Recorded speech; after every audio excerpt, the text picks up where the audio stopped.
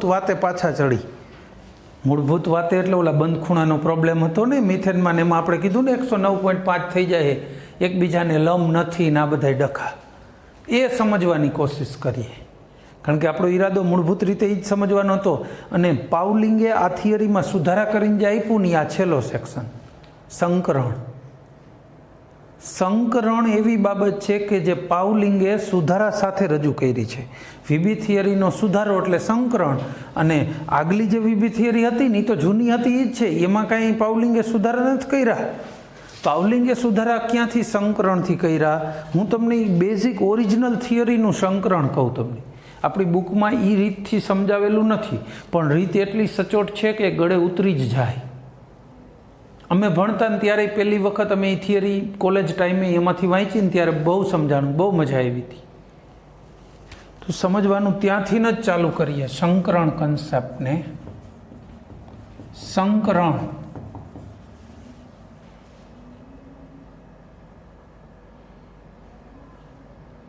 શા માટે આવો ખ્યાલ એના મગજમાં આવ્યો સંકરણનો? તો કે પહેલાં તો છે ને, જો કાર્બન CH4 બનાવે છે, આના એક જ અણુ ઉપર ધ્યાન કેન્દ્રિત કરો, આને સમજી લીધા પછી બીજા અણુમાં જઈશું। CH4 સમજવું છે, ખાલી કાર્બનનો વિચાર કરો। ઇલેક્ટ્રોન રચના શું છે? 1s2 2s2 ને 2p2। ખાલી કાર્બનનો શું કામ વિચાર કર્યો? CH4માં મધ્યસ્થ પરમાણુ કયો છે? કાર્બન, એટલે એનું મહત્વ કહેવાય ને મધ્યસ્થ પરમાણુનું, તો એને લઈને જ વાત કરી છે, એનું મહત્વ વધુ છે માટે જ। 1s2 2s2 ને 2p2। હવે આની વાત કરી, આ તો અંદરની કક્ષક છે, આ કાંઈ બંધમાં ભાગ નથી લેવાની। હવે આને અષ્ટક પૂરું કરવું હોય, અહીંયા 8 ઇલેક્ટ્રોન કરવા હોય બાહ્યતમ કોષમાં, અષ્ટક પૂરું થાય તો સ્થિરતા વધે નહીં, તો આની પાસે 3 રસ્તા થાય। એક રસ્તો 4 ઇલેક્ટ્રોન મેળવીને C-4 બને, 4 આ 4 કોકને આપી દઈએ, જો C-4 બને તો ઇલેક્ટ્રોન રચના શું થાય? 1s2 2s2 ને 2p6। 4 કોકને આપી દઈએ તો C+4 બને, એટલે ઇલેક્ટ્રોન રચના થાય 1s2, 4 તો ગયા। અથવા ત્રીજો રસ્તો છે, 4 માટે કોઈ હારે ભાગીદારી કરે, 1s2 2s1 અને 2p3, એક ઇલેક્ટ્રોન પ્રમોટ થઈને પેલા ઉપર વયો જાય, પછી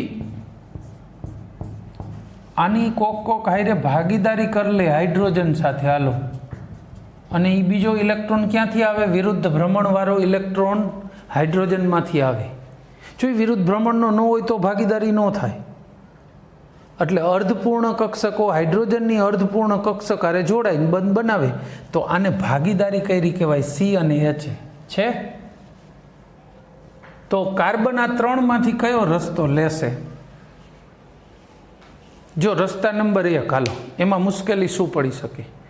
4 ઇલેક્ટ્રોન મેળવવા હોય, કેન્દ્રમાં કેટલા પ્રોટોન હતા?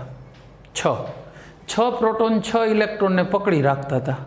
હવે તમે 10 ઇલેક્ટ્રોન કરી દીધા ને પ્રોટોન તો 6 ના 6 હે, તો 10 ઇલેક્ટ્રોનને 6 પ્રોટોન પકડી શકે નહીં, એકાદા ઇલેક્ટ્રોન છટકી જાય, એટલે આટલા બધા ઇલેક્ટ્રોનને 6 પ્રોટોન પકડી શકતા નથી, ભાગી જાય। તો આ રીત શક્ય નથી, પ્રેક્ટિકલી આવો અણુ બનતો નથી।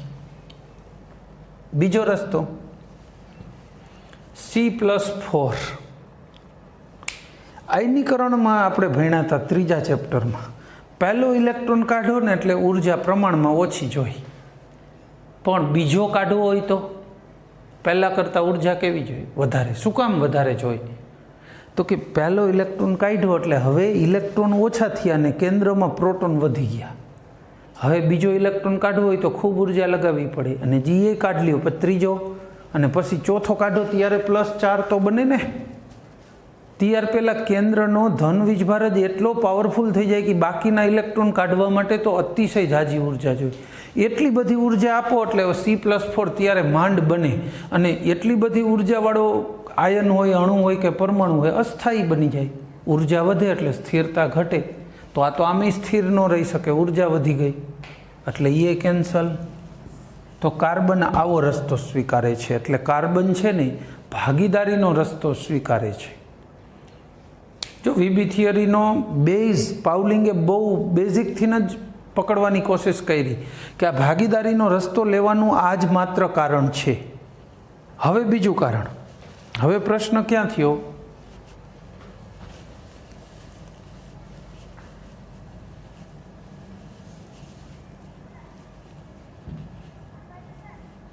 આપણે જે કાંઈ પણ ભણ્યા છીએ બીજા ચેપ્ટરમાં, બીજું ચેપ્ટર યાદ કરજો, ત્રીજું નથી કહેતો, સેકન્ડ।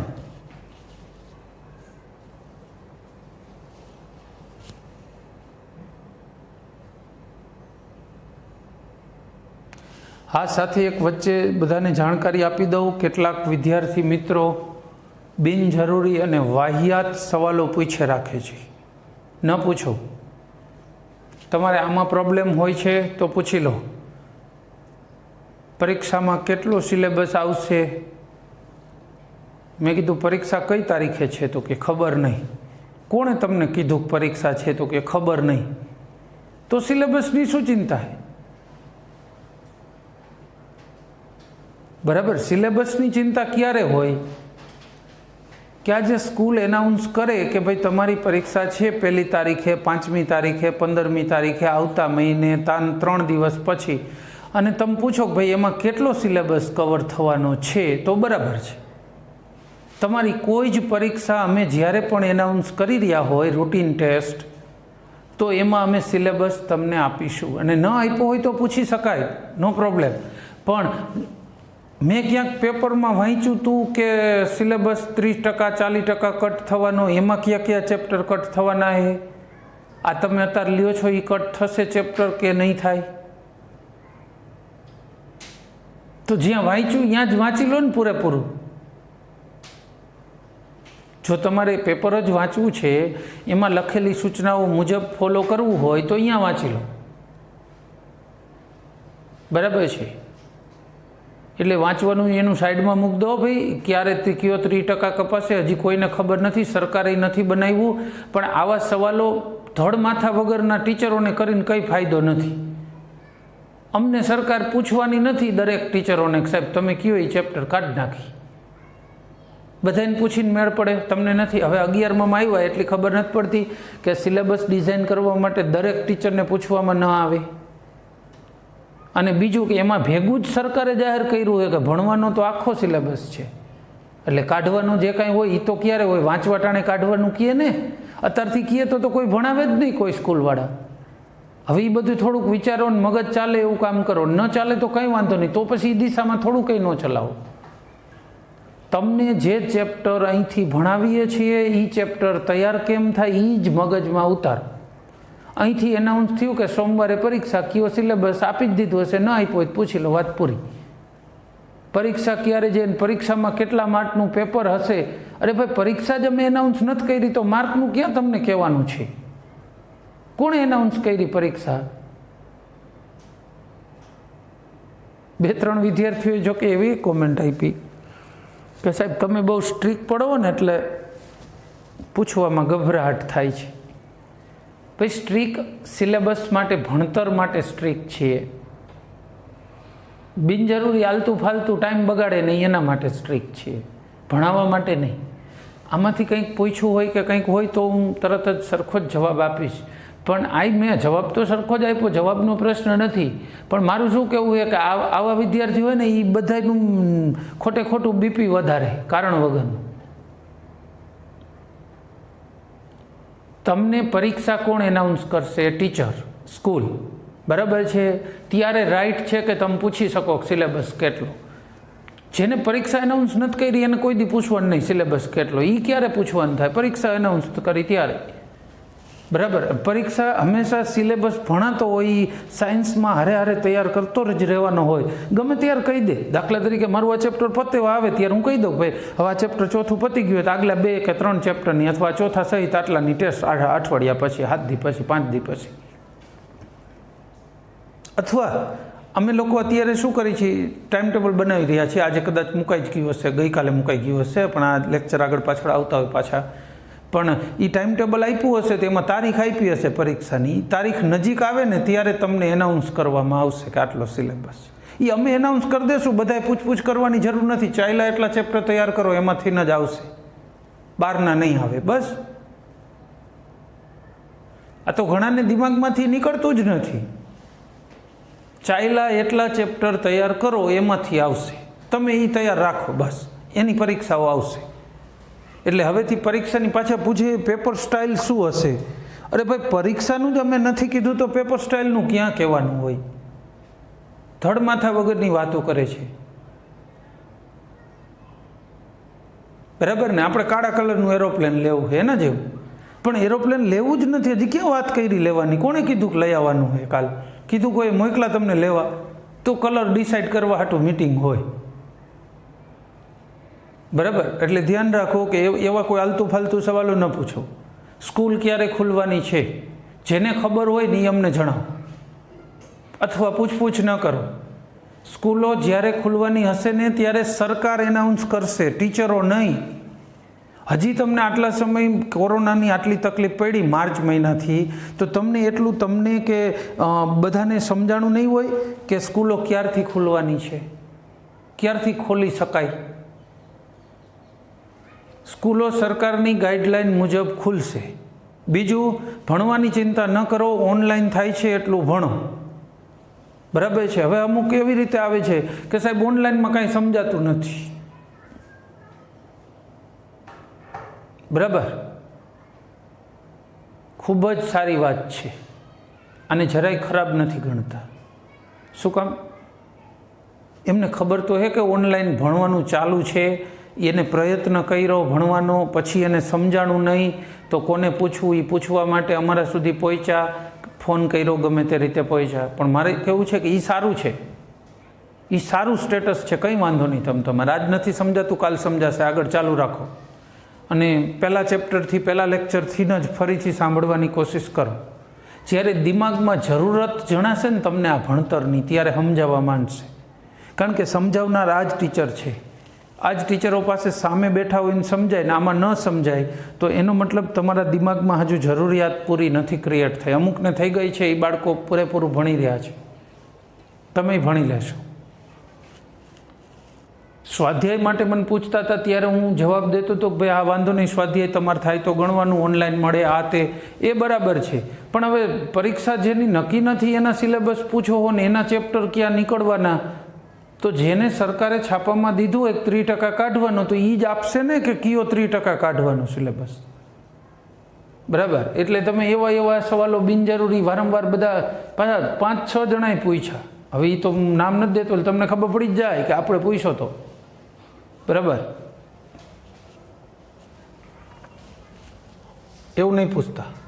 આ ભણવાનું પૂછો, આમાં ધ્યાન દો, આ તૈયાર થઈ જાય એનું ધ્યાન દો. પરીક્ષાઓ રૂટીનમાં હવે દર અઠવાડિયે 10 દિવસ 15 દિવસ ગોઠવી દેશું. જેમ સિલેબસ ચાલ્યો એટલે હવે ગોઠવી શકાય વધુ પરીક્ષાઓ. અહીંયા હાજરમાં હોય તો આપણી દર અઠવાડિયે, દર સોમવારે કે શનિવારે કેવી રીતે ટેસ્ટ હોય જ, દર એક ફિક્સ દિવસે. પણ આ ઓનલાઈનમાં થોડું ડામાડોળ સ્થિતિ એ ચાલતી હોય છે, એવું નથી. ઓકે, આપણી મૂળ વાતે આવીએ, પછી આ રહી જશે. ભાગીદારી કરી કાર્બની. હવે લિનસ પાઉલિંગે શું માપ્યું કે આ પી કક્ષક હોય ને, આપણે બીજા ચેપ્ટરમાં ભણી ગયા છીએ કે એસ કક્ષકની સાઇઝ નાની હોય. આ કેન્દ્ર, આ એસ કક્ષક છે 2s, અને 2p છે ને આમ હોય 2p. તો આ સાઇઝ જોવો, પીમાં ઇલેક્ટ્રોન એસથી દૂર સુધી જાય. કહેવાનો મતલબ કે એસ બંધ બને ને એ ટૂંકો બનાવે, અને આ પી કક્ષકના 3 બંધ છે ને એ લાંબા બને. બનવા જોઈએ કે નહીં?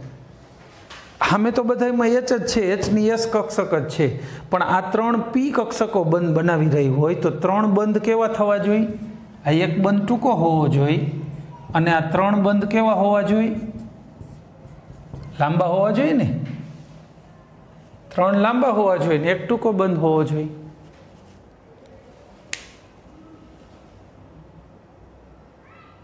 વાસ્તવમાં એવું છે નહીં. પાઉલિંગ છે ને એ આ બંધ લંબાઈનો, વિદ્યુત ઋણતાનો ને બધો ખૂબ અભ્યાસ કર્યો એને. એ આ દરેક બંધનો અભ્યાસ કરતો હતો ત્યારે એને જાણવા મળ્યું કે આ બંધ ટૂંકો નથી, બધાય ચારે ચાર બંધ સરખા જ મળ્યા.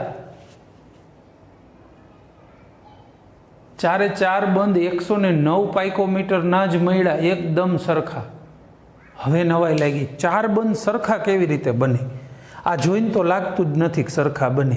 અને બીજી નવાઈ બંધ ખૂણાની લાગી. એ બંધ ખૂણો શોધવાળો પહેલો લિનસ પાઉલિંગ કે જેને શોધી કાઢ્યું હોય કે આ બંધ ખૂણા 90-90ના નથી. ભાઈ આ ત્રણ વચ્ચે 90-90ના હોવા જોઈએ એવું પ્રેક્ટિકલી નથી. બંધ ખૂણા અને બંધ લંબાઈ આ બે બાબતો મહત્વની થઈ.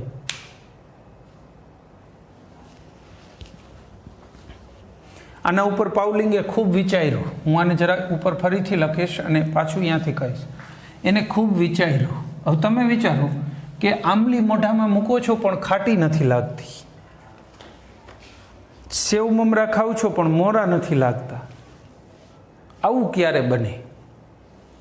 ભેળ બનાવી હોય થાય ભેગા કરો તો ના ખાટી લાગે કે નો મોરા મમરા લાગે, બધું મિક્સ થઈ જાય ને ટેસ્ટ. બસ લિનસ પાઉલિંગે આવું વિચાર્યું.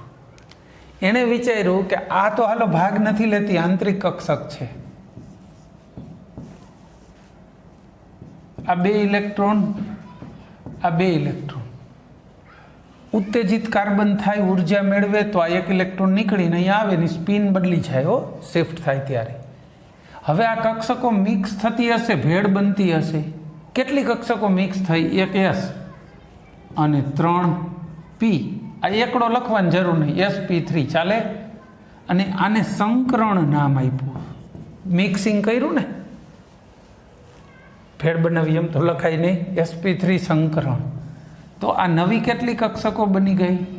4. જેટલી ભેગી થાય ને એટલી જ બને. સંકરણની આ ખાસિયતો છે, જેટલી પરમાણવીય કક્ષકો ભેગી થાય ને નવી એટલી જ બને. બીજું, સંકરિત કક્ષકો જે હોય ને આ બેની ઉર્જામાં થોડો તફાવત હોય, નજીવો હોવો જોઈએ તો જ સંકરણ થાય. બહુ જાજો તફાવત હોય તો સંકરણ થાય જ નહીં. પણ પછી જે આ બને ને આને સંકર કક્ષકો કહેવાય. અને સંકર કક્ષકો છે ને એ હંમેશા સમાન ઉર્જા અને આકાર ધરાવે. આકાર એ સરખો થઈ જાય, આકાર એ સરખો થઈ જાય ને ઉર્જા એ સરખી. ના જેટલા ઇલેક્ટ્રોન હોય ને એ બધા હવે આમાં આવબાવ પૌલીને ઊન મુજબ ગોઠવી દો. બરાબર? આ સંકરણ થયું, કક્ષક થાય. હવે એ હાઇડ્રોજન આરે બંધ બનાવે. હવે જે આ સંકર કક્ષકો ચારે ચાર બની એનો આકાર કેવો હતો? સરખો. ઉર્જા કેવી હતી? સરખી. આકાર સરખો એટલે લંબાઈ બધું સરખું, એટલે બંધ લંબાઈ સરખી જ આવે ને. અને નવેસરથી અવકાશીય રીતે ગોઠવાય પાછી. આ જે 90-90 ડિગ્રી હતી ને આ ગોળાકાર હતી બધું ભૂલી જાઓ. હવે આ ચાર કક્ષકો અવકાશમાં એવી રીતે ગોઠવાય કે એમની વચ્ચે મિનિમમ અપાકર્ષણ પામે. એમની વચ્ચેનું અપાકર્ષણ કેવું થઈ જાય? બહુ મિનિમમ. તો એ અવકાશમાં આવી રીતે ગોઠવાય છે. જો આ એક, બીજી, ત્રીજી અને ચોથી, અને એ ચારેય હાઇડ્રોજન હારે જોડાય. ત્રિપરિમાણીય રીતે સમચતુષ્ફલક રીતે ગોઠવાય છે. એનો આકાર કેવો બને છે? સમચતુષ્ફલક. આપણે આવો આકાર આગળ દોર્યો આ ચેપ્ટરમાં, આગળ ઓલા ટેબલ લીધા ત્યારે VSEPRમાં મિથેનનો આકાર આવી ગયો છે. અને આ દરેક ખૂણા, કોઈ પણ ખૂણો માપો તો 109 ને 28 મિનિટ અથવા 109.5 ડિગ્રી. રેડી? ત્રિપરિમાણમાં ગોઠવાય. હવે દરેક બંધની લંબાઈ કેટલી? 109 પાઇકોમીટર. સરખી જ. દરેક બંધની લંબાઈ સરખી, બધાય ખૂણાના માપે સરખા થઈ ગયા. અને પછી H આયરે જોડાણું. હવે તમે આટલો ખ્યાલ મગજમાં હોય કે આવી ઘટના અંદર કંઈક બને છે. જો આ વર્ચ્યુઅલ ઘટના છે, વાસ્તવિક રીતે માઇક્રોસ્કોપ લઈને જુઓ તો આમ સંકરણ થતું હોય ને આ બને પછી એ કંઈ જોવા નહીં મળે. તમને ડાયરેક્ટલી નેટ રિઝલ્ટ મિથેનનો અણુ આવો જ મળશે. આવો શું કામ થયો ને એના કારણો બધા વૈજ્ઞાનિકોએ રજૂ કર્યા. સૌથી સચોટ પાઉલિંગના હતા. તમે રોડ ઉપર ગયા, બાઇક ને ટ્રક ભટકાયેલો છે, બાઇક એક બાજુ પડ્યું છે, બે ટુકડા થઈ ગયા, વ્હીલ નોખા થઈ ગયા, ટ્રક પડ્યો છે. હવે તમારે થિયરી રજૂ કરવાની છે કે ભાઈ બાઇકવાળો 100ની સ્પીડે મિનિમમ આવતો હશે, ટ્રકવાળાના વ્હીલના નિશાન છે, મતલબ એને બ્રેક લગાવી છે, બરાબર. હેલ્મેટના ટુકડા જોયા કે બાઇકવાળાએ હેલ્મેટ તો પહેરેલો હશે પણ ઉડી ગયો લાગે છે, ટ્રકના વ્હીલમાં આવી ગયો. કહી શકો આવું? બીજા માણસે કીધું કે ભાઈ હું અહીંયા ઊભો તો કાંઈ એવું નથી થયું, હેલ્મેટ બાઇક ઉપર ટીંગાડેલું હતું, અરીસા ઉપર પડ્યું હતું, બાઇક પડ્યું હતું, ટ્રકવાળાએ આવીને એના ભટકાણો, છેલ્લી ઘડીએ જોયું, બ્રેક મારી, ન લાગીને બાઇક ઉપર ચડી ગયો ટ્રક. માણસ કોઈ નથી એક્સિડન્ટ થયો.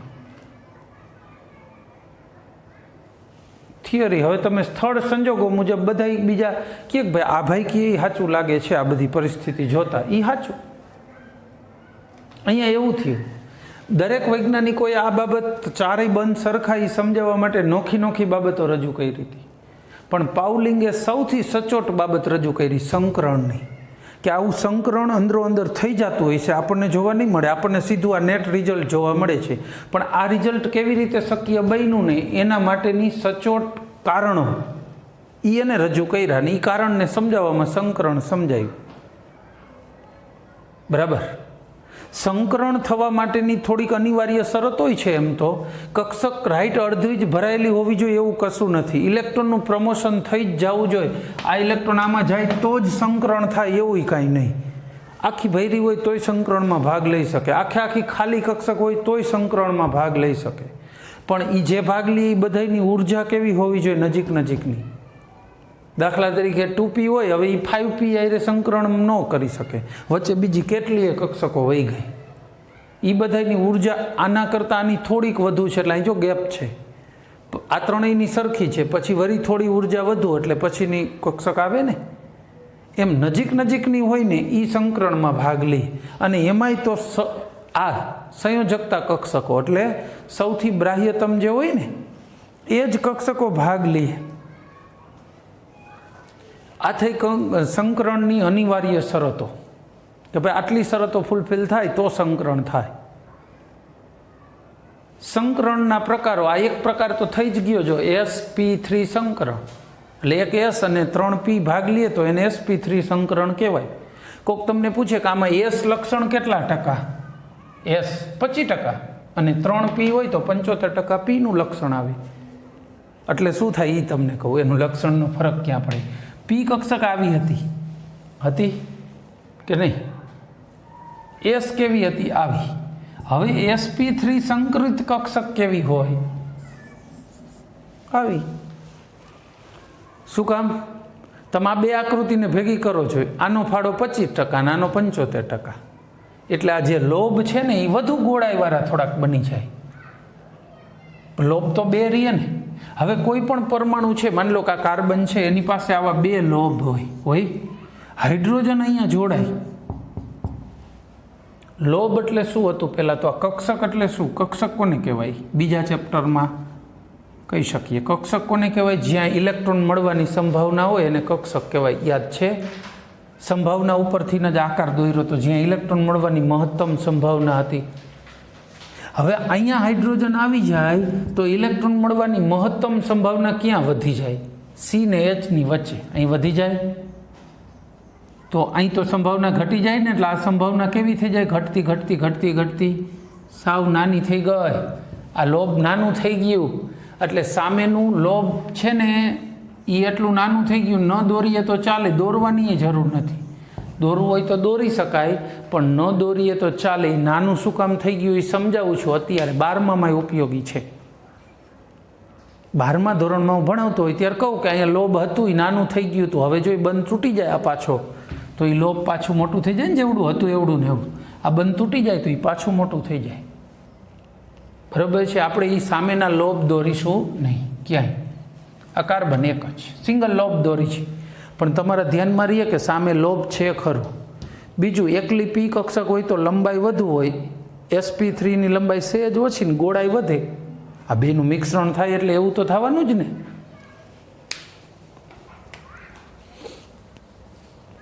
તો આ મિથેનમાં sp3 સંકરણ સમજાઈ જાય. દરેક બંધ ખૂણો આપ્યો, બંધ લંબાઈ આપી મેં. બંધ લંબાઈ કેટલી કીધી? 109 પાઇકોમીટર. હાલો, CH બંધ લંબાઈ. બંધ ખૂણા કીધા, આ સંકરણ કીધું. પરીક્ષામાં પૂછાય કે મિથેનમાં sp3 સંકરણ સમજાવો, એટલે તમારે સીધું આ દોરી નાખવાનું. આટલું ઇલેક્ટ્રોન રચના, પછી આ સંકરણ, આ રીતે સંકર કક્ષકો કહી દેવાનું, પછી આ દોરવાનું, બંધ ખૂણા બંધ લંબાઈ લખવાની. આ લખી છે, 2 જગ્યાએ જરૂર નથી, એક લખો એટલે આવી એટલે આ લખી દેવાનું. થઈ ગયું આટલું. અહીંયા એનો આકારે લખવાનો. કેવા આકારે ગોઠવાનું? સમચતુષ્ફલકીય. બરાબર, આકારે લખવાનો. હવે અહીંયા લખાણ ચાલુ કરી શકાય. શું લખાણ લખી શકાય? જનરલ. બસ આ જે દોર્યું એ લખશું. જો કે ઉત્તેજિત કાર્બનની ઇલેક્ટ્રોન રચના 1s2 2s2 અને 2p2 છે. અહીંયા એસનો એક ઇલેક્ટ્રોન ઉર્જા મેળવીને 2pમાં જતો રહે છે. ત્યાર પછી એક એસ, એક 2s અને 3 2p કક્ષકો સમિશ્રિત થઈને sp3 સંકરણ બનાવે છે. અને ઉત્પન્ન થતી 4 સંકર કક્ષકોનો ઉર્જા અને આકાર સમાન હોય છે. એ ચારેય કક્ષકોમાં એક અયુગ્મિત ઇલેક્ટ્રોન રહેલ હોય છે. એ ચારેય હાઇડ્રોજનના વિરુદ્ધ ભ્રમણ ધરાવતા અયુગ્મિત ઇલેક્ટ્રોન ધરાવતી એસ કક્ષક સાથે CH સિગ્મા બંધ રચે છે. આ પેલો બંધ થયો ને C ને H વચ્ચે, તો સિગ્મા. 4 કેવો બંધ બનાવે? સિગ્મા બંધ રચે છે. અને આ ચારેય સંકર કક્ષકો એકબીજાથી 109.5 ડિગ્રીના ખૂણે ગોઠવાય છે અને તેથી CH4 નો અણુ આકાર સમચતુષ્ફલક બને છે, જે આકૃતિમાં જોઈ શકાય છે. અહીંયા CH બંધની લંબાઈ 109 પાઇકોમીટર જોવા મળે છે. આકૃતિમાં C સાથે જોડાયેલ ચારેય સંકર કક્ષકો અને હાઇડ્રોજનની 1s કક્ષક ગોળાકાર દર્શાવેલી છે. બરાબર, બસ આટલું આપી દો. 4 લીટી લખી આપણે લખ્યું શું આમાં બધું થઈને? 4 લીટીઓ લખીને સંકરણ વિશે બસ એટલું લખવાનું છે. આટલું તમને લખતા આવડે તો ઘણું. તો આઈ થિંક મિથેનમાં સંકરણ સમજાઈ ગયું, સમજાઈ જશે. એક સંકરણ હજુ આજે લેવાનું છે મિથેન સિવાય. બરાબર, એમોનિયાનું લઈએ, પછી આવતી વખતે વળી બીજા લઈશું ને. આવતા લેક્ચરમાં બધા સંકરણ જ લેવાના છે આપણે. મિથેન પછી હવે એમોનિયાનું સંકરણ લઈ. ચાલો, પાણીનું, એમોનિયાનું. હું આજે એમોનિયાનું લઉં છું, પાણીનું તમે જાતે વિચારજો. ચોપડીમાં જોઈને વાંચીને નહીં. આ ભણાવું છું એના આધારે વિચારીને આકૃતિ બની શકે તો બનાવવાની છે અને વિચારવાનું છે. હાલો, એમોનિયામાં વિચારવું છે ને, તો કેન્દ્રસ્થ પરમાણુ કયો હોય? નાઇટ્રોજન. જે સૌથી વધુ વિદ્યુત ઋણ હોય એ કેન્દ્રસ્થ કહેવાય. તો નાઇટ્રોજનની ઇલેક્ટ્રોન રચના 1s2 2s2 અને 2p3. આમાં કોઈ ડાઉટ નહીં. આને ઉત્તેજિત કરવાની જરૂર ખરી? સંકરણ માટે જરૂર નથી. સંકરણ માટે ઇલેક્ટ્રોન પ્રમોટ કરવો એ આવશ્યક શરત નથી. ન કરો તો એ ચાલે જ છે. અહીંયા માત્ર બાહ્યતમ કોષ જ દર્શાવવાની. હવે આ 1sને ભૂલી જ જાઓ, એ તો ક્યાં ભાગ જ લઈએ. બરાબર, હવે અહીંયા સંકરણનો પ્રકાર લખીશું sp3 સંકરણ. જો sp3 વાળા જેટલા અણુ છે એ બધા લઈ નાખવાના, એટલે કામ પતે. વચ્ચે બીજા પછી નડે નહીં. કેટલી કક્ષકો બનાવવાની? તો કે આ કેટલી ભેગી થઈ હતી? 3 અને 1 4, તો 4 બનાવવાની. હવે એમાં 5 ઇલેક્ટ્રોન ગોઠવવા છે. 2 3 4 ને 5 થઈ ગયા. હવે આ જો કોઈ આને બંધ નહીં બનાવી શકે. શું કામ નહીં બનાવી શકે? ઇલેક્ટ્રોનની કેપેસિટી પૂરી થઈ ગઈ એની. તો આ 3 હાઇડ્રોજન સાથે બંધ બનાવશે વિરુદ્ધ સ્પિનવાળા ઇલેક્ટ્રોન વડે. બરાબર છે. હવે આની આકૃતિ દોરીશું. 4 સંકર કક્ષકો. આને આપણે પાછું કહેવાનું સંકર કક્ષકો. આ નાઇટ્રોજન 4 સંકર કક્ષકો દોરો. રેડી? સમચતુષ્ફલક રીતે ગોઠવાય, પણ એકમાં તો ઇલેક્ટ્રોન ભરેલા જ છે, ભાગ બંધમાં નથી લેતી. 3 કક્ષકો આહીરે કોનો બંધ બનાવી દેવાનો? સિગ્મા બંધ. હાઇડ્રોજન સાથે બનાવવાનો નહીં. આ સિગ્મા, સિગ્મા ને સિગ્મા. રેડી? બંધ લંબાઈ ખબર નથી તો જરૂર નથી આપવાની. બંધ ખૂણા ખબર હોય. આ ખૂણો 107 ડિગ્રી ખરેખર કેવો હોવો જોઈએ? 109.5 હોવો જોઈએ. પણ આ લોન પેર છે ને એ અપાકર્ષણ આપે ને અહીંથી આમ ધક્કા મારે લોન પેરને અવકાશમાં જાજી જગ્યા જ હોય એટલે બંધ ખૂણો ઘટી ગયો. પણ સંકરણ sp3 અને આ બન્યું કહી શકો. હવે આના વિશે સમજાવવાનું. આકાર કેવો બન્યો તો પછી કક્ષકો ગોઠવાણીથી સમચતુષ્ફલક, પણ અહીં તો આને તો આપણે આકારમાં લેતા નથી, તો ત્રિકોણીય પિરામિડલ. બરાબર. હાલો હવે આના વિશે લખવાનું છે. લખશું શું આના વિશે? 2-4 લીટી લખતા આવડવી જ જોઈએ. સંકરણ સમજવા માટે લખતા આવડવું અનિવાર્ય છે. NH3માં કેન્દ્રસ્થ પરમાણુ નાઇટ્રોજન છે, જેની ઇલેક્ટ્રોન રચના 1s2 2s2 2p3 છે. અહીંયા એક 2s અને 3 2p એમ કુલ 4 કક્ષકો sp3 સંકરણ અનુભવે છે અને 4 સંકર કક્ષકો રચે છે, જેમાં ઇલેક્ટ્રોન ભરતા એક કક્ષક સંપૂર્ણ ભરાઈ જાય છે અને 3 કક્ષક અર્ધપૂર્ણ ભરાય છે. અર્ધપૂર્ણ ભરાયેલી કક્ષકો 3 હાઇડ્રોજન સાથે 3 CH સિગ્મા બંધ બનાવે છે. રેડી? અહીંયા ઉત્પન્ન થતી ચારેય સંકર કક્ષકોની ઉર્જા અને આકાર સમાન છે અને ચારેય એકબીજાને સમચતુષ્ફલક રીતે ગોઠવાય છે, પરંતુ પૂર્ણ ભરાયેલી અથવા લોન પેર ધરાવતી અબંધકારક કક્ષક અવકાશમાં વધુ જગ્યા રોકે છે. તેથી અન્ય કક્ષકોને અપાકર્ષણ લાગે છે અને બે બંધકારક કક્ષક વચ્ચેનો ખૂણો 109.5 માંથી ઘટીને 107 ડિગ્રી થઈ જાય છે. અને એમોનિયાનો અણુ આકાર, જો મેં પહેલાં અણુ આકાર નહોતો કીધો, કક્ષકો સમચતુષ્ફલક ગોઠવણી એમ કીધું હતું. એમોનિયાનો અણુ આકાર ત્રિકોણીય પિરામિડલ મળે છે. રેડી? આવડશે આટલું?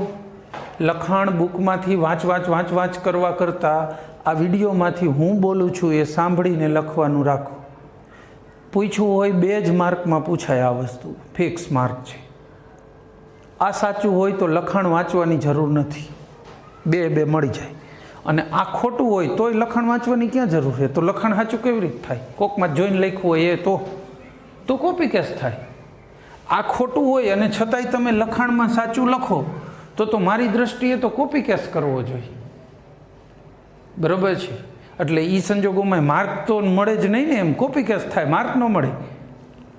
માર્ક ક્યારે મળશે? આ સાચું દોર્યું હોય પછી લખાણ લખ્યું હોય તો પછી ઘણીવાર અમે એ વાંચવાની તસદી લેવાની જરૂર જ ખરી? કાંઈ સાચું જ હોય ને. બરાબર ને? કોઈ અહીં 3જા માળે ચડીને ઉપર આવે અને કંઈક તું પહેલા માળના પગથિયે ચડીને આવ્યો કે એમ ના ચડીને જ આવ્યો હોય ને, બારીમાં જ થોડોક આવ્યો હોય. બરાબર? આવડી સીડીયું હે, પગથિયા હે, તો અહીંયાથી ચડીને જ અહીં આવ્યો હોય ને માણસ. એ પછી એઝ્યુમ કરી લઈ તો બહુ વાંધો ના આવે. મોટા ભાગે ખોટા ન ઠરી. જો એ માણસ હોય તો આવનાર તો ખોટા ન ઠરીએ. બરાબર? અન્ય પ્રાણીઓ હોય તો ડાયરેક્ટ આ એન્ટ્રી મારે, એવું નહીં. તો પ્રાણી ઉપર જાય ને, પક્ષી કબૂતર સીધું આવે છે વગર પગથિયા ચડી, એની વાત અલગ છે. સારું, તો એમોનિયાનું સંકરણ કીધું. પાણીનું સંકરણ આવી જ રીતે અપાય છે. લો તમે વિચારી જોઈજો. જાતે આવી રીતે પાણીમાં ઓક્સિજનને કેન્દ્રસ્થ લઈને આ રીતે વિચારવાનું. આવું જ સંકરણ ને બધું આ જ. ચલો, આ સાથે આપણો લેક્ચર પૂરો કરીશું. જય હિન્દ.